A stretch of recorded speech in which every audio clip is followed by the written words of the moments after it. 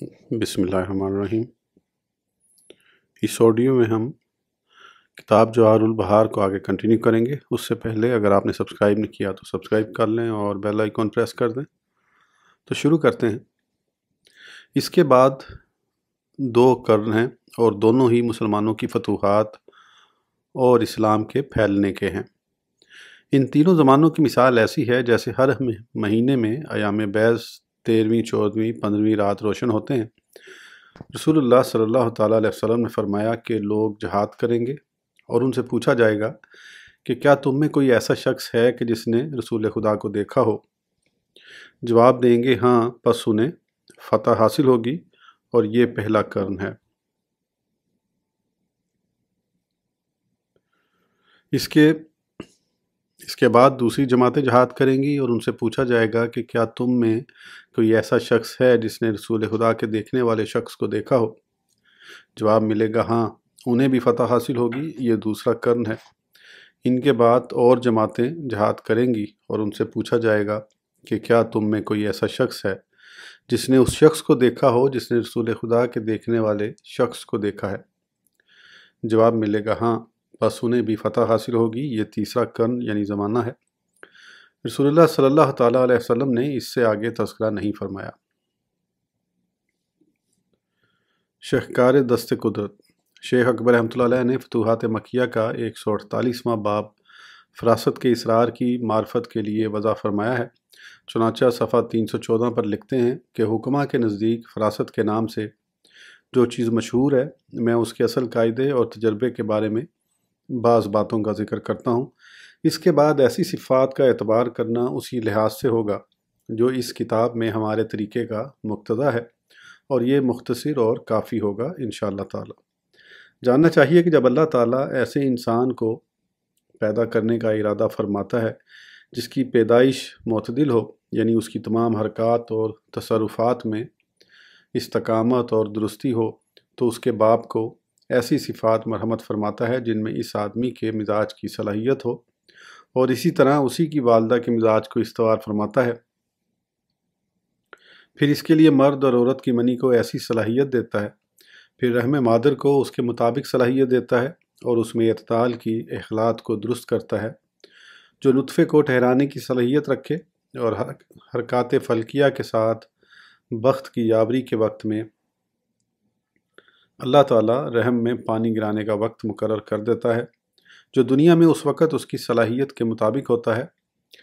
बस ऐसे ताले सईद में मर्द अपनी बीवी से मजामत करता है और दोनों का मिजाज भी मोतदल होता है, तो पानी मोतदल रहम में गिरता है और रहम उसे कबूल करता है, और उस वक़्त अल्लाह ताला उस शख्स की वालदा को हर उस खाने की तरफ राग़िब कर देता है जिसमें उसके मिजाज को तक़वियत पहुँचाए और जो रहम में नुत्फ़े की ग़िज़ा फ़राहम कर सके। बस उस मोतदल मुकाम में नुत्फ़ा एक सूरत को कबूल करता है और हरकत फ़ल्किया के सबब दुरुस्त होता जाता है, हत्ता कि उसकी पैदाइश हो जाती है और वो नहायत मोतदल सूरत में ज़ाहिर हो जाता है। वो मोतदल नौमौलूद ना ज़्यादा लंबा होता है, ना पस्त, नरम और तरोताज़ा गोश्त वाला होता है, ना ज़्यादा सख्त, ना बिल्कुल नरम व नाजुक। ऐसा सफ़ेद होता है जिसमें सुर्खी और जर्दी की मिलावट होती है। उसके बाल दरमियाने होते हैं जो ना बिल्कुल सीधे और ना एक दूसरे से उलझे हुए। उन बालों में स्याही के साथ हल्की सी सुर्खी की झलक होती है। चेहरा साफ, बड़ी आंखें जो गहराई और स्याही की तरफ माइल हों, सर दरमियाना, कंधे खुले, गर्दन सीधी, सीना दरमियाना, शरीन बराबर, पुश्त पर बहुत ज़्यादा गोश्त ना हो, हल्की और साफ आवाज़ जो ना करहत हो ना बिल्कुल नर्म, लंबी उंगलियां, हल्की हथेली, कम गू बल्कि खामोश तबा जो सिर्फ ज़रूरत के वक्त कलाम करे, उसकी तबीयत का मैलान सुगरा और सूदा की तरफ हो, उसकी नज़र में फ़रहत और सरूर हो, माल की तमा बहुत कम हो, दूसरों पर धौंस जमाने की आदत ना हो और ना हुक्मरान बनना चाहे, जल्दबाज या सुस्त ना हो। बस ऐसा शख्स हर दानिशमंद के नज़दीक नहायत मुनासिब पैदाइश वाला और इंतहाई खूबसूरत होता है। मालूम होना चाहिए कि सैयदना मोहम्मद रसूलुल्लाह सल्लल्लाहु ताला अलैहि वसल्लम को ऐसा ही पैदा फरमाया गया था تاکہ آپ خلقت میں بھی کامل ہوں جیسے کہ آپ مرتبے میں صاحب کمال ہیں۔ پس رسول اللہ صلی اللہ تعالیٰ علیہ وسلم ظاہری اور باطنی ہر لحاظ سے سارے انسانوں سے باکمال ہیں۔ مرکز دائرہ تخلیق شیخ اکبر رضی اللہ تعالیٰ عنہ نے فتوحات مکیہ کی جلد سوم باب 313 صفحہ 64 پر فرمایا ہے کہ اللہ تعالیٰ تمہاری مدد فرمائے، تمہیں اس بات سے باخبر ہونا چاہیے کہ سیدنا محمد رسول اللہ صلی اللہ تعالیٰ علیہ وسلم ہماری روحوں کی اصل ہیں۔ پس آپ روحانی لحاظ سے اولین باپ ہیں، جیسے کہ جسمانی لحاظ سے آدم علیہ السلام اولین باپ ہیں، اور رسالت کے لحاظ سے نوح علیہ السلام اولین باپ ہیں، جنہیں سب سے پہلے رسول بنا کر بھیجا گیا۔ ان سے پہلے نبی تھے، ہر ایک اپنے رب کی طرف سے شریعت پر تھا۔ مقام مصطفیٰ شیخ اکبر رضی اللہ تعالیٰ عنہ نے فتوحات مکیہ جلد سوم باب 337 صفحہ 186 پر لکھا ہے کہ رسول اللہ صلی اللہ تعالیٰ علیہ وسلم نے فرمایا، میں بروز قیامت سب انسانوں کا سردار ہوں گا۔ شیخ نے یہ پوری حدیث نقل فرمائی ہے۔ علاوہ بنی فخر دو عالم صلی اللہ تعالیٰ علیہ وسلم نے فرمایا ہے کہ اگر موسیٰ علیہ السلام یہاں زندہ موجود ہوتے تو میرے اتباع کے سوا انہیں کوئی چارہ نہ ہوتا۔ یہ اس وجہ سے ہے کہ آپ کی رسالت عام اور شریعت سب کے لیے ہے، اور آپ کو ایسے امور کے ساتھ خاص فرمایا گیا ہے جو دوسرے کسی نبی کو مرحمت نہیں ہوئے، اور جس نبی کو کسی امر میں محبوبیت حاصل ہوئی، چونکہ وہ نبی کریم صلی اللہ تعالیٰ علیہ وسلم کی برکت سے ہے، لہٰذا وہ بھی آپ کی خصوصیت ہے، کیونکہ آپ کو اللہ جل شانہ نے جوامع الکلم مرحمت فرمائے ہیں۔ نیز آپ نے فرمایا کہ میں اس وقت بھی نبی تھا جب آدم علیہ السلام پانی اور مٹی میں تھے۔ باقی انبیاء کرام آپ کے زمانہ نبوت اور دور رسالت کے اندر ہی نبی رہے ہیں۔ ہمارا مقصد اس باب میں آپ کا منصب اور قدر و منزلت بیان کرنا ہے، لہٰذا قیامت کے روز جب آپ کا دیدار عام ہوگا اور حق و صداقت کے اس سب سے بڑے میدان میں حبیب پروردگار کے ابر گہربار سے ہر خاص و عام فیض یاب ہو رہا ہوگا، اس وقت نبی آخر الزماں صلی اللہ تعالیٰ علیہ وسلم کا منصب مہر نیمروز کی طرح سب پر ظاہر ہو جائے گا۔ وہاں مشاہدے کی روح سے آپ کی سیادت کا سب کو عین الیقین حاصل ہو جائے گا۔ جہاں تک آپ کی قدر و منزلت کا تعلق ہے تو حقیقت میں بالحاظ مرتبے کے آپ کی حقیقی تعظیم و توقیر سے اللہ تعالیٰ کے بغیر بتائے کوئی آگاہ نہیں ہو سکتا۔ نبی کریم صلی اللہ تعالیٰ علیہ وسلم ہی کے لیے مقام محمود ہے، جو فرشتوں اور دوسرے شفاعت کرنے والوں کے لیے باب شفاعت کو کھولنے کی جگہ ہے۔ سب سے پہلے صرف آپ ہی شفاعت کر سکیں گے، وسیلہ صرف آپ کے لیے ہے، جس سے اعلیٰ جنت میں کوئی درجہ نہیں ہے، جو اپنی امت کی دعاؤں سے آپ کو حاصل ہوگا۔ یہ اس نیک بختی کی جزا ہے جو امت محمدیہ نے حاصل کی، کیونکہ آپ نے امت کے لیے طریقہ واضح فرمایا اور اس نے آپ کی تابعداری کرتے ہوئے شکریہ کے طور پر آپ کے لیے وسیلہ کی دعا کی۔ اس کے بعد شیخ رضی اللہ تعالیٰ عنہ نے اسی باب میں فرمایا ہے، جاننا چاہیے کہ جب اللہ تعالیٰ نے محمد رسول اللہ صلی اللہ تعالیٰ علیہ وسلم کو سیادت کے منصب پر فائز فرمایا تو آپ کونین کے تاجدار ہوئے اور باقی تمام مخلوق ماتحت ہوئی۔ اس سے ہم نے جانا کہ آپ کا مد مقابل کوئی نہیں، کیونکہ ماتحتوں کی اپنے بادشاہوں سے کوئی برابری نہیں۔ آپ کے ماتحتوں کا بھی مقام ہے، لیکن آپ کا مقام سب سے نرالا ہے۔ جب رسول اللہ صلی اللہ تعالیٰ علیہ وسلم کو اس منصب خاص پر فائز فرمایا گیا، اس وقت آدم علیہ السلام پانی اور مٹی میں تھے۔ اس سے ہم نے جانا کہ آپ کامل انسانوں کے بھی مددگار ہیں، کیونکہ آپ ناموس الہی اور اس کے حکم کے ساتھ مبعوث ہوئے ہیں، اور آپ کی اس خصوصیت کا اظہار سب سے پہلے آدم علیہ السلام کے متعلق ہوا، جنہیں اللہ تعالیٰ نے محمد رسول اللہ صلی اللہ تعالیٰ علیہ وسلم کا خلیفہ بنایا تھا۔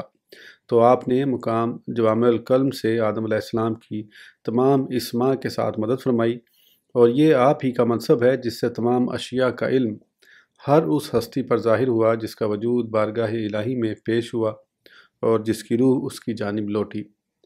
پھر یہ خلافت متواتر زمین میں چلتی رہی، یہاں تک کہ جسمانی صورت کے ساتھ آپ کے جلوہ افروز ہونے کا وقت آ پہنچا، تاکہ دونوں سیادتوں کے سامنے آنے سے آپ کی قدر و منزلت ظاہر ہو۔ جب رسول اللہ صلی اللہ تعالیٰ علیہ وسلم رونق آرائے گیتی ہوئے تو سورج بن کر جس کی روشنی میں باقی اجرام فلکی کی روشنی گم ہو جاتی ہے، پس وہ شرائع جن کو آپ کے نائب لے کر آئے تھے ان میں سے کچھ برقرار رکھا، اور باقی منسوخ فرما دیا۔ اس جلوہ گری سے امت پر آپ کی عنایت بھی ظاہر ہوئی۔ خواہ وہ انسان ہو یا جن، سارے آپ کے امتی ہیں، لیکن اپنی جلوہ گری کی خصوصیت سے مشرف فرماتے ہوئے اسے بہتر امت بنا دیا جو لوگوں کے لیے پیدا فرمائی گئی۔ یہ فضیلت آپ کی دونوں سعادتوں کے ظہور کا صدقہ ہے۔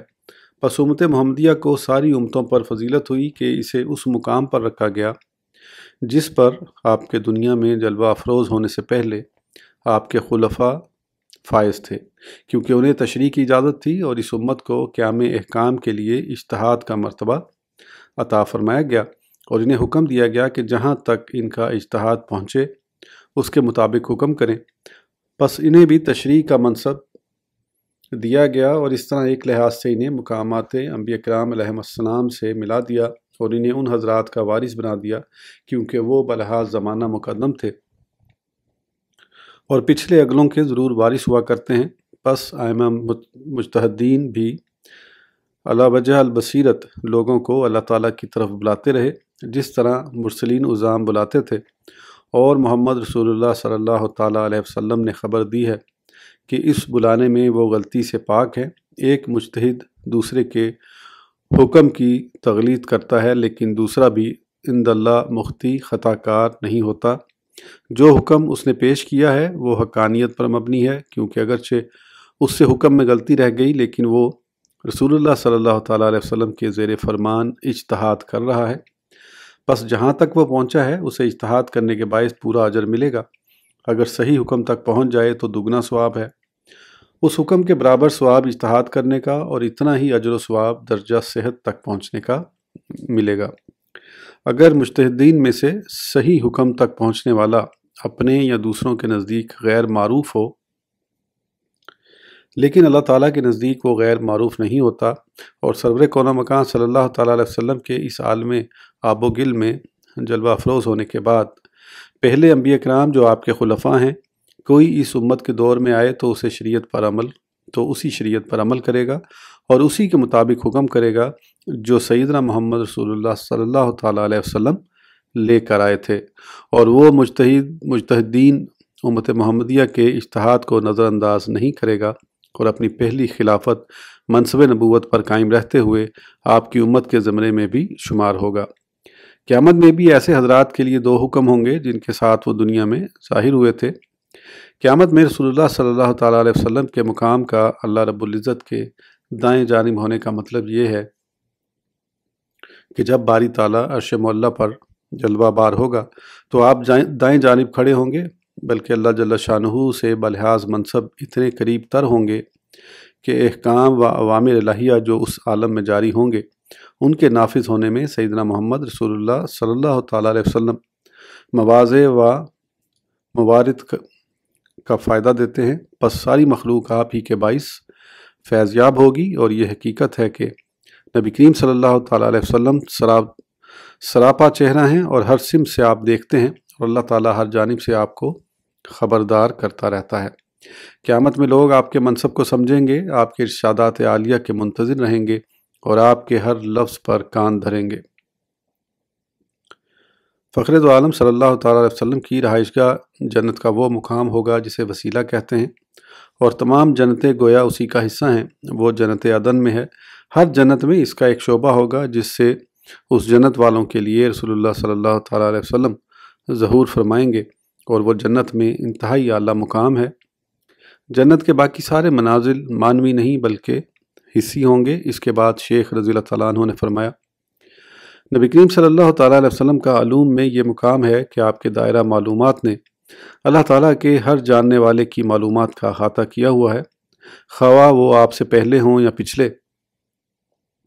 آپ کی اور آپ کے غلاموں کی ہر منزل ایسی شاندار خوشبو سے عطر بیز ہے جس میں نہ کسی کے تصرف کو دخل ہے اور نہ کوئی عمل کرنے والا ان میں ہاتھ ڈال سکتا ہے۔ اور جاننا چاہیے کہ فخر دو عالم صلی اللہ تعالیٰ علیہ وسلم کے کمالات عالیہ 6 خصوصیات پر مشتمل ہیں جو آپ سے پہلے کسی نبی کو مرحمت نہیں فرمائی گئی۔ چنانچہ رسول اللہ صلی اللہ تعالیٰ علیہ وسلم نے خبر دی ہے کہ آپ کو زمین کے خزانوں کی کنجیاں عطا فرمائی گئی ہیں۔ اس سے اجناس عالم مراد ہیں۔ تاکہ دنیا والوں کی ذاتی طلب کے مطابق آپ نکال کر عطا فرماتے رہیں۔ سرور کون و مکان صلی اللہ تعالیٰ علیہ وسلم اپنے کمال و وصف کی بدولت ان اجناس کے مستحق ہیں، جیسے حضرت یوسف علیہ السلام نے شاہ مصر سے تمام خزانوں کی حفاظت کا مطالبہ کیا تھا، کیونکہ وہ حفاظت کرنا جانتے تھے تاکہ تمام لوگ آپ کے محتاج ہوں اور ان پر آپ کی سیادت ظاہر ہو جائے۔ اسی لیے ایسی خوبی بیان کی جو ان کے اندر موجود تھی اور اس کے مطابق مقام کے مستحق تھے۔ اسی لیے فرمایا تھا بے شک میں حفاظت والا علم والا ہوں، یعنی حفاظت کرنے والا اس لحاظ سے ہوں کہ اس سے صرف ضرورت کے مطابق ہی نکلے گا، جیسے اللہ تعالیٰ نے فرمایا ہے وَإِن مِّن شَيْءٍ إِلَّا عِندَنَا خَزَائِنُهُ وَمَا نُنَزِّلُهُ إِلَّا بِقَدْرٍ معلوم، اور کوئی چیز نہیں جس کے ہمارے پاس خزانے نہ ہوں اور ہم اسے نہیں اتارتے مگر ایک معلوم اندازے سے۔ جس فرد میں یہ صفت پائی جائے وہی خزانوں کی کنجیوں کا مالک ہو سکتا ہے۔ اسی لیے یوسف علیہ السلام نے مطالبے کے بعد یہ وضاحت فرما دی کہ وہ خزانوں کی حفاظت کرنا جانتے ہیں اور محتاجوں کی حاجتوں سے بھی خبردار ہیں، کیونکہ ان خزائن سے لوگوں کی ضروریات وابستہ ہیں۔ پس جب رسول اللہ صلی اللہ تعالیٰ علیہ وسلم کو زمین کے خزانوں کی کنجیاں مرحمت فرمائی گئیں تو ہم نے جان لیا کہ آپ ان کی حفاظت کے اہل اور حاجت مندوں کی ضروریات سے خبردار ہیں۔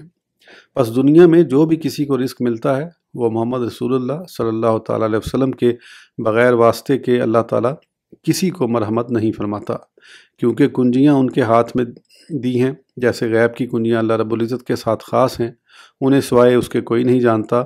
اسی طرح سرور کون و مکان صلی اللہ تعالیٰ علیہ وسلم کو یہ خاص الخاص منصب رفیع عطا فرمایا کہ آپ کو زمین کے خزانوں کی کنجیاں مرحمت فرمائی گئی ہیں۔ دوسری خصلت یہ ہے کہ رسول اللہ صلی اللہ تعالیٰ علیہ وسلم جوامع الکلم عطا فرمائے گئے ہیں۔ کلم جمع ہے کلمے کی، اور اللہ تعالیٰ کے کلمات ختم ہونے والے نہیں ہیں، اسی لیے رسول اکرم صلی اللہ تعالیٰ علیہ وسلم کو اتنا علم عطا فرمایا گیا ہے کہ ہم اس کا احاطہ کرنے سے قاصر ہیں۔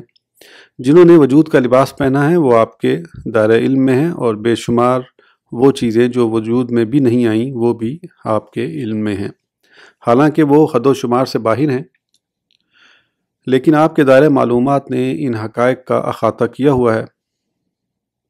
یہ خدا کی صفات میں سے ہے، اسی لیے کسی دوسرے میں بالذات نہیں پائی جاتی۔ اس کے بعد شیخ رضی اللہ تعالیٰ عنہ نے فرمایا ہے کہ فخر دو عالم صلی اللہ تعالیٰ علیہ وسلم کی رحمت تمام جہان کو شامل ہے، جس کے ساتھ آپ کو بھیجا گیا ہے، جیسا کہ اللہ تعالیٰ نے خود فرمایا ہے وَمَا أَرْسَلْنَكَ إِلَّا رَحْمَةً لِّلْعَالَمِينَ، اور ہم نے تمہیں نہ بھیجا مگر رحمت سارے جہانوں کے لیے۔ اس آیت کے ذریعے اللہ تعالیٰ نے ہمیں یہ بتایا ہے کہ سرور کون و مکان صلی اللہ تعالیٰ علیہ وسلم کو تمام جہانوں کے لیے رحمت بنا کر بھیجا گیا ہے، اور اس میں کسی ایک جہان کی تخصیص نہیں ہے۔ پس جب آپ وہی کچھ مرحمت فرمائے گئے ہیں جو ہر عالم چاہتا ہے، خواہ وہ چاہت کسی قسم کی ہو، ما سوائے ان کے جو شرعی احکام کے مخاطب ہیں، کیونکہ ان پر تو آپ کی رحمت ظاہر ہے۔ آپ نے اس رحمت کو خوب تقسیم فرمایا جسے دے کر آپ کو بھیجا گیا تھا، بلکہ ہم تو یہ کہتے ہیں کہ آپ حکم الہی کے تحت دنیا میں رونق افروز ہوئے، اور اللہ تعالیٰ کے حکم سے بے شک کائنات کی ہر چیز راضی ہے، کیونکہ ہر ایک جہان اسی کے گن گاتا اور پاکی بیان کرتا ہے۔ پس وہ اس کے حکم سے راضی ہوئے، اور رسول اللہ صلی اللہ تعالیٰ علیہ وسلم جو اس کی طرف سے عام دعوت لے کر آئے، اس جہت سے بھی مخلوق خدا میں اس کی رحمت دنیا میں بانٹی جا رہی ہے، سوائے ان لوگوں کے جو اس سے خوش نہیں جسے حکم دے کر بھیجا گیا ہے، اور وہ اس کے حکم سے راضی ہیں، تو انہوں نے بھی اس رحمت سے جس سے آپ کو مالا مال کر کے بھیجا گیا تھا اتنا حصہ تو پا لیا جتنا وہ خدا کے معین حکم سے راضی ہوا۔ یہاں تک کہ شیخ رحمۃ اللہ علیہ نے فرمایا کہ اللہ تعالیٰ نے آپ کو رحمت دے کر بھیجا اور تمام جہانوں کے لیے رحمت بنا کر بھیجا ہے۔ اگر کسی کو آپ کی رحمت سے حصہ نہ ملے تو یہ کمی اسی کی جانب سے ہے، لہٰذا یہ اس کی قابلیت کا قصور ہے، کیونکہ آپ تو مہر درخشاں کی طرح ہیں جس کی شعائیں تمام زمین پر پڑتی ہیں، لیکن زمین کا وہ حصہ جو کسی دیوار وغیرہ کے ساتھ ہو اور وہاں سورج کی روشنی نہیں پہنچتی اور اس کے دائیں بائیں کو منور کر رہی ہو، تو اس کی اس محرومی میں سورج کیا کیا قصور۔ زمین کا وہ حصہ خود ہی سورج کا فیض حاصل کرنے کی اہلیت نہیں رکھتا۔ آج کی آڈیو کے لیے اتنا ہی، پھر انشاءاللہ اگلی آڈیو میں آگے کنٹینیو کریں گے۔ اس وقت تک اجازت دیجیے، سبسکرائب کرنا نہ بھولیں۔ اللہ حافظ۔